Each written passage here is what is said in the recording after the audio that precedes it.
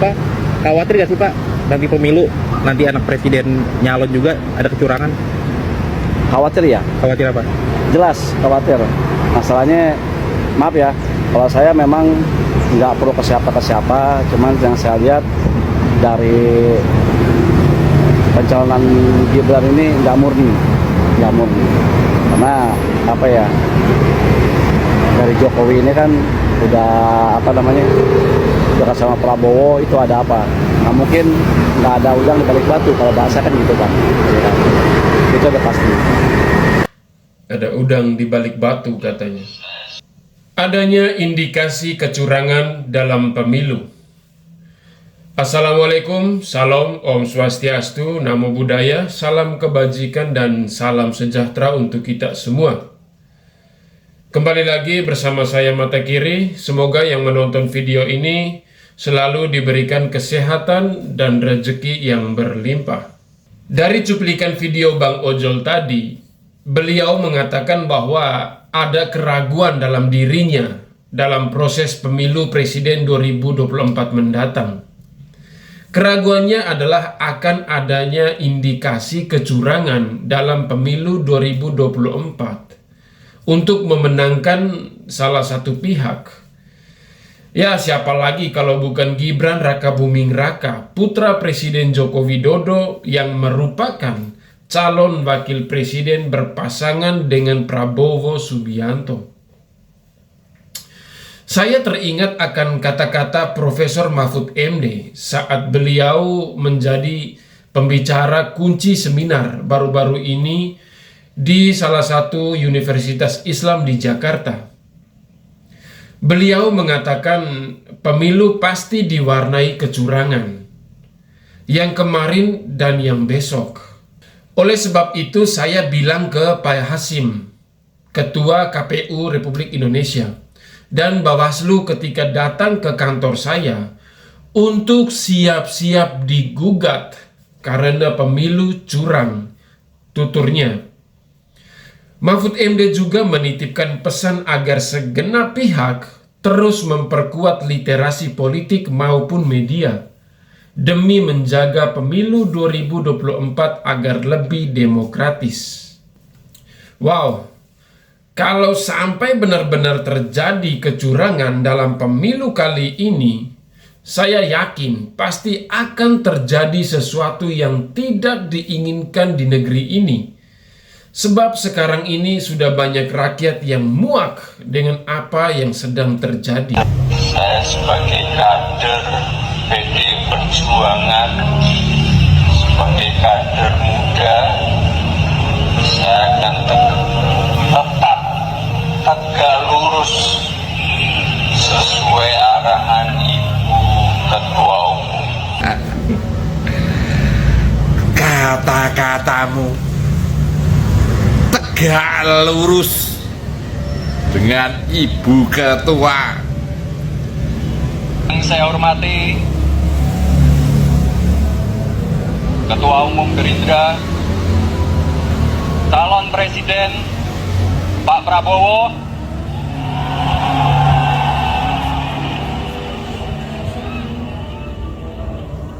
tenang saja Pak Prabowo.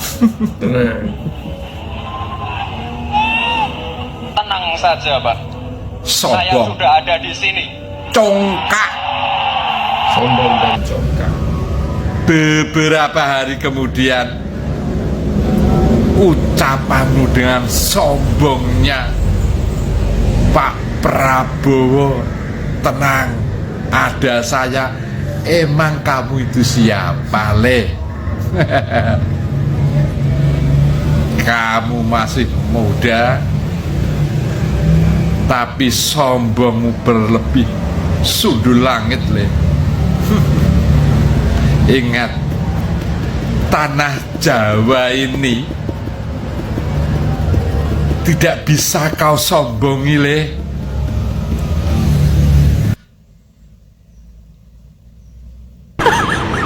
Keponakan maju, paman kau korban. Aduh, kadang belain ponakan, Ponakan nggak tahu diri, akhirnya jabatan paman kan yang jadi korban. Sian juga gua. Aduh, dia serba salah sih kalau udah urusan keluarga ya. Kita mah sebagai tetangga mah liatin baik gitu ya. Udah gue bilang belimbing sayur getas, masih pada gelendotin. Akhirnya apa? Rubuh kan?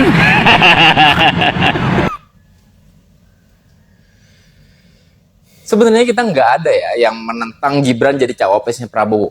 Tapi yang kita tentang adalah caranya. Dan bagaimana dia mencapai ke arah sana. Pamannya ada di MK, bapaknya masih presiden aktif. Ada anak bertanya pada bapaknya, bagaimana kalau undang-undang dirubah? Kata bapaknya, tenang aja wahai anakku. Di MK ada yang namanya Paman Usman. Tapi nanti kalau digugat bagaimana Pak? Tenang aja, keputusan MK nggak bisa dirubah. Aneh. Tapi nyata, aneh tapi nyata. Mas Gibran diremehin karena ia masih muda. Ingat, dia itu 2 tahun jadi wali kota Solo, 7 tahun jadi anaknya wali kota Solo, 2 tahun jadi anaknya gubernur DKI Jakarta, juga 10 tahun jadi anaknya Presiden Republik Indonesia. Masih ada yang mau ngeraguin pengalamannya. Itu belum gua tambahin omnya. Usia minimum cawapres diturunin jadi 35. Orang-orang pada bilang ini pasti politik dinasti, ini mahkamah keluarga. Terserah, yang penting diturunin. Yang penting anak muda beneran bisa jadi pemimpin dah. Nggak narasi-narasi anak muda doang dijual sama orang-orang tua itu. Ya bagus lah, ini kan bukan buat 2024 doang, ini buat seterusnya. Ya tapi kan ini udah pasti nih, ini buat Gibran. Jangan seuzon. Siapa tahu buat Bobby. Kemarin, Mahkamah Kehormatan Mahkamah Konstitusi sudah memutuskan untuk memberhentikan Anwar Usman sebagai Ketua MK, cuman tidak diberhentikan sebagai Hakim MK. Seperti dugaan, keputusan itu hanya untuk meredakan amarah publik aja, biar nggak rame, tipe Pak Jokowi banget lah. Namun tetap, keputusan mengenai batas usia Capres dan Cawapres ya lanjut, bisa digugat, tapi berlaku di 2029. Yes, Jokowi menang lagi. Gue setuju dengan pernyataan Andi Wijayanto, kalau presiden adalah panglima politik tertinggi, jadi kemanapun beliau bergerak pasti akan terasa, dan yes, Jokowi sudah berpihak.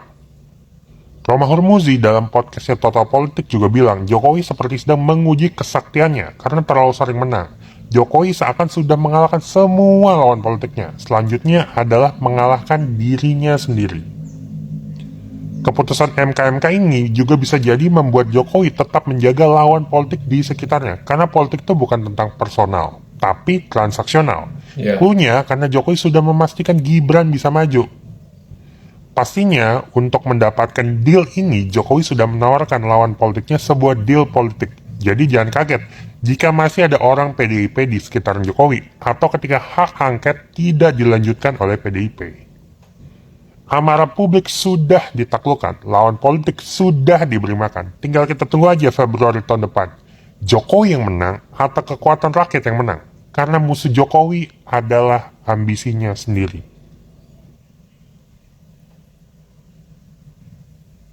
Ya memang antara yang bentar masih kalau Jawa Barat sih memang kuat ya. Karena itu apalagi kalau misalkan tadinya ada kabar kan Prabowo mau bersanding dengan Ridwan Kamil kan, ya otomatis warga Jawa Barat lah ngelihatnya kan wakilnya kan, bagus kan istilahnya gitu. Istilahnya udah berat kan. Nah sekarang kayak Gibran yang mungkin udah buyar dah. Kalau Prabowo kita kasihanan gitu, Prabowo udah berapa periode kan udah nggak menang terus. Nah sebab sekarang kenapa masih maju aja, ada apa gitu istilahnya. Nah kita kan dari udah istilahnya presiden udah berapa presiden kita yang namanya kita mau udah tua.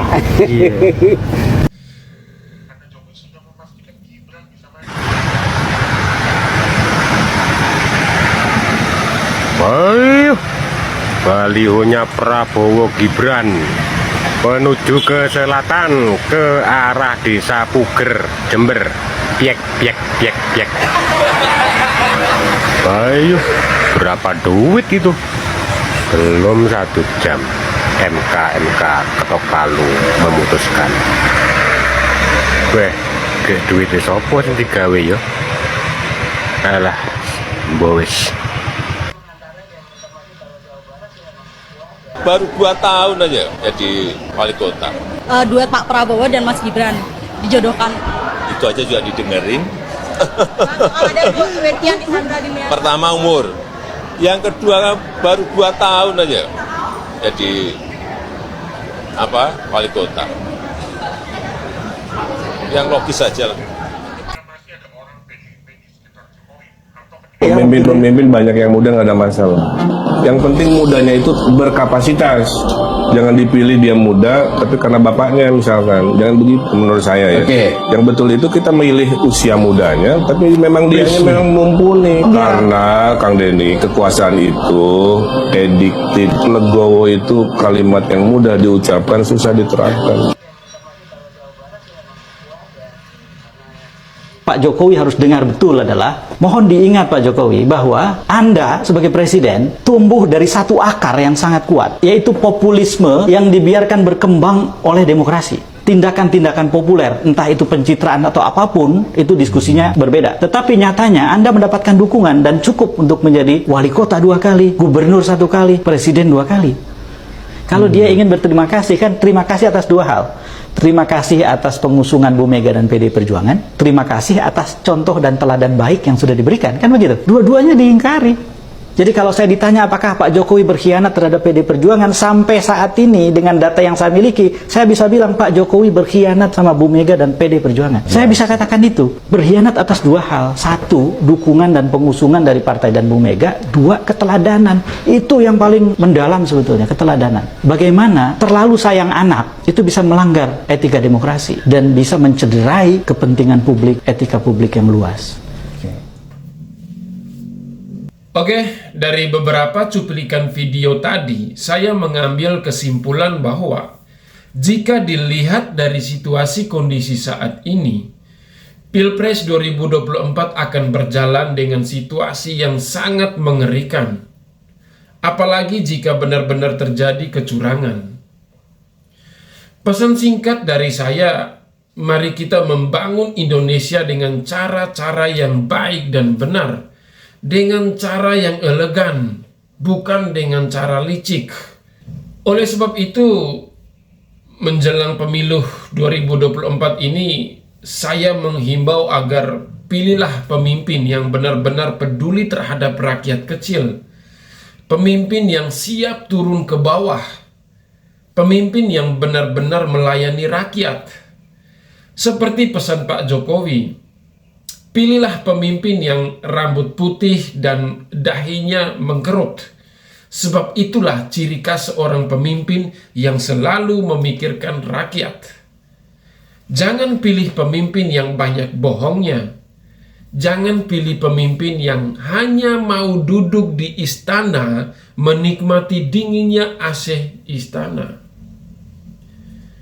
Oke, sampai di sini dulu. Jangan lupa like, komen, dan subscribe. Pantau terus channel ini agar terus mendapatkan berbagai informasi menarik dan tentunya informasi terbaru dan anti hoax. Akhir kata, saya Mata Kiri pamit undur diri. Salam hormat, salam NKRI, harga mati. Wassalam.